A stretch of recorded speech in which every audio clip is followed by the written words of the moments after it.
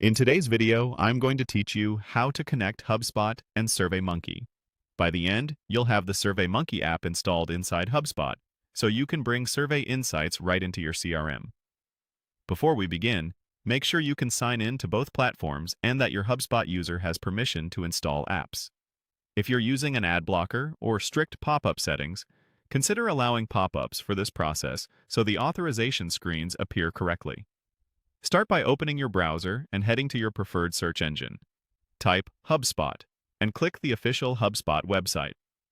Once you're there, sign in to your HubSpot account. If you have access to multiple accounts or portals, choose the one where you want this integration installed.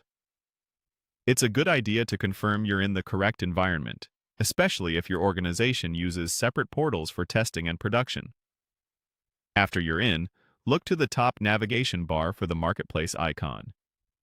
It usually looks like a small store or grid. Click that icon to open HubSpot's app options.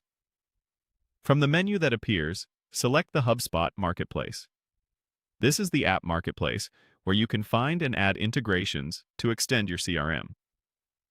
Inside the marketplace, go to the search bar and type SurveyMonkey. Be sure to spell it as one word. You should see the official SurveyMonkey listing appear in the results. Click the SurveyMonkey app to open its detail page. Take a moment to review the description, features, and permissions so you know exactly what data the integration can access and how it will help, such as syncing survey responses to contacts or enriching profiles with feedback. On the app page, click Install. HubSpot will guide you through an authorization flow. If this is your first time connecting SurveyMonkey, you'll be prompted to log in to your SurveyMonkey account. Enter your credentials and continue. You may also be asked to grant permissions so the two platforms can share data securely. Read the prompts, confirm you're connecting the right SurveyMonkey workspace if you have more than one, and approve the connection.